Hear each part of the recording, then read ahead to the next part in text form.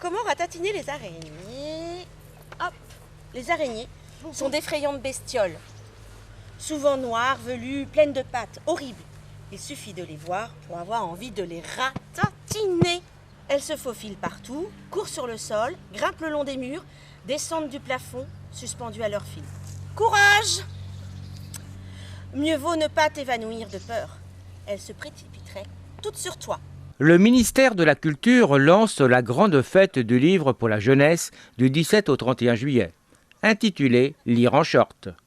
Le but est d'amener les jeunes au plaisir de la lecture dans un milieu bucolique et ainsi passer de la théorie à la pratique en quelque sorte. Le réseau des bibliothèques de la communauté de communes de Valette adhère à cette manifestation et invite tout à chacun à se poser dans l'herbe, comme ici au Jardin des Essentiels de la Chapelle-Lin.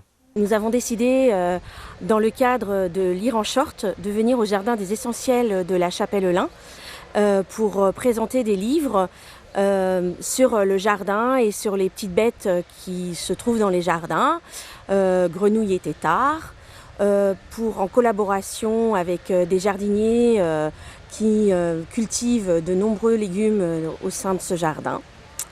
Donc voilà, on a emmené des bacs de livres de 0 à tout âge pour que les enfants se familiarisent et les adultes ont une approche sur le jardin en général. Et pourquoi avoir choisi le jardin avec les livres ? Parce que c'était un thème, nous sommes dans une zone rurale et c'était un thème qu'on avait envie d'aborder et dans la commune, il y avait un jardin partagé. Donc on leur a demandé de collaborer avec nous. Est-ce que les enfants ont une bonne connaissance du jardin justement ?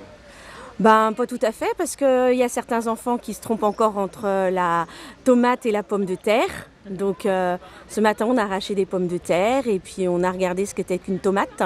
Et on a pu découvrir différentes tomates dans ce jardin, différentes variétés. Est-ce que vous avez fait la relation entre le livre et le jardin, la réalité ? Alors pour certains groupes, pour les plus petits, on a lu une histoire où il y avait un escargot qui s'appelait Raymond. Donc après, nous sommes allés chercher dans le jardin ce qu'a bien pu manger Raymond. Donc on a cherché sur le feuillage des légumes, ce qu'il a pu croquer de ses pressants jours. Un partenariat essentiel pour le jardin partagé de la Chapelle-Lin. On est une équipe de 13 jardiniers. Ce jardin existe depuis 1 an. Et le but de ce jardin, c'est bien sûr de produire des bons légumes bio.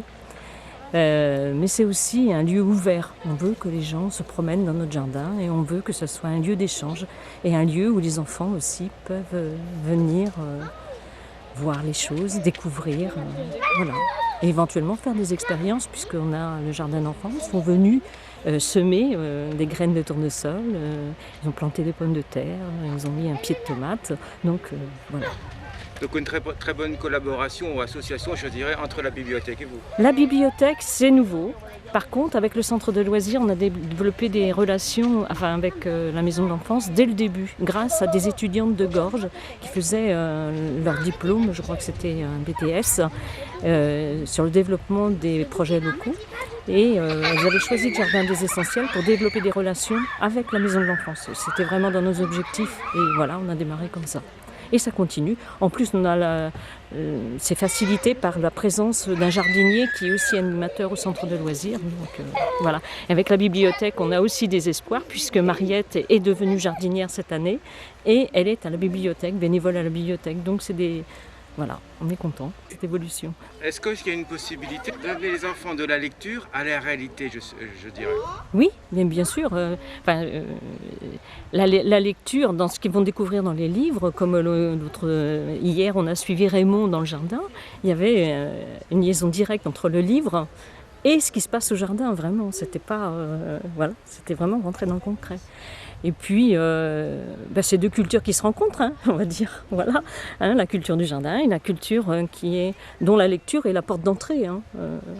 Voilà, il faut savoir lire, il faut être intéressé par les livres pour apprendre des choses. Une belle réussite pour cette grande fête du livre pour la jeunesse, appréciée par nos jeunes lecteurs.